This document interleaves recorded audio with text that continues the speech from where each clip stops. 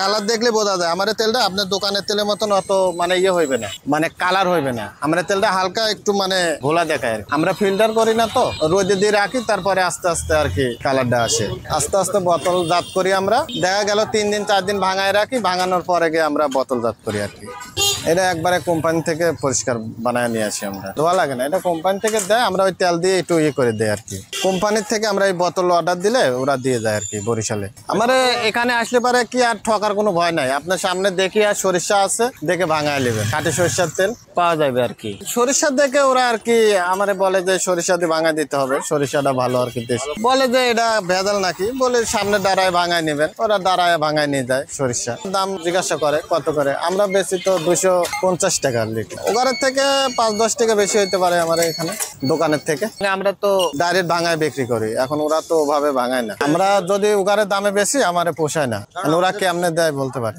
আমার সরিষার ভিতর কোনো তেলের ভিতর কোনো ভেজাল নাই আর কি, এটা অরিজিনাল আমার সরিষা আর কি। যতটুকু তেল পাবেন এটা সবই মনে করেন খাঁটি সরিষা, এর জন্য দামটা আমার একটু 10-5 টাকা বেশি হয় দোকানের থেকে আর কি। এই সরিষাটা আমার মাঘি সরিষা বলে, এই সরিষাটা এটা আমার দেশি সরিষা মাঘি, এটা ভালো সরিষা। এই সরিষাটা এরকম আর কি লাল হয় দেশি সরিষা, হাইব্রিড সরিষাটা ওটা আপনার হলুদ হয় আর কি। আমরা ডাইরেক্ট বাঙায় বিক্রি করি, সরিষা দেখায় বিক্রি করি, মানুষ দেখে খুশি হয়।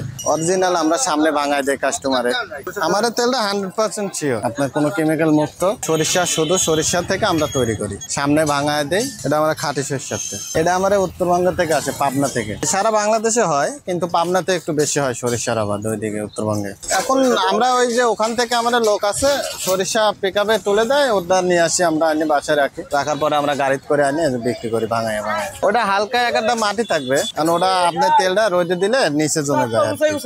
মাটিটা ওই গাছটা আমরা প্রায় তোলে তো, এক কথায় মানে সে করে হালকা মাটি থাকে একাত্তর আর কি। ওই মাটিটা ওই দানাটা সরিষার মধ্যে একটা দানা থাকে, ওটা আমরা রোদে রাখি দিলে আস্তে আস্তে নিচে ইয়েটা জমে যায়, তারপরে ক্লিয়ার হয়ে যায় আর কি। সাথে সাথে ওটা ক্লিয়ার, ওটা বাসায় নিয়ে যায় 1-2 দিন রাখতে হবে, রোদে দিয়ে একদিন রোদে দিয়ে রাখলে আস্তে আস্তে ক্লিয়ার হবে। ভর্ত অধিকারের লোক আসে, ওরা আসে দেখে ঢেকাই রাখতে বলে, যে পরিষ্কার পরিচ্ছন্ন যাতে রাখে এই দিয়ে বলে। আমরা তো ঢেকে রাখি এই যে ইয়ে দিয়ে, আর বোতলে তো মুখ আটকানো থাকে। সরিষার মনে করেন যে তেলটা লাগে যায় এই তেলেরই আর কি, তেলের জিনিসটা এমনিতে একটু ইয়ে হয়, লাগতে লাগতে আর কি কালো হয়ে যায়। এটা যতই ধুই তারপরে ওই সরিষার তেলটা তো একটা ইয়ে জাতীয় জিনিস, এটা আস্তে আস্তে মনে করেন যে ময়লাটা জমে যায়। তারপরে আমরা পরিষ্কার করে রাখি প্রতিদিনই, যাওয়ার পরে গাড়িটা পরিষ্কার করি। এটা আমি সারা বরিশাল শহরে বেশি আর কি। আমার বাসা নতুন লাভাজ, বাড়ি পাবনাতে, এনে ব্যবসা করতে আইছি, পাবনাও আছে। বরিশাল ওইদিকে মিল কারখানা বেশি, তো আমার এইদিকে একটু বেশি চলে আর কি, এদিকে সরিষার আবাদটা কম হয় তো।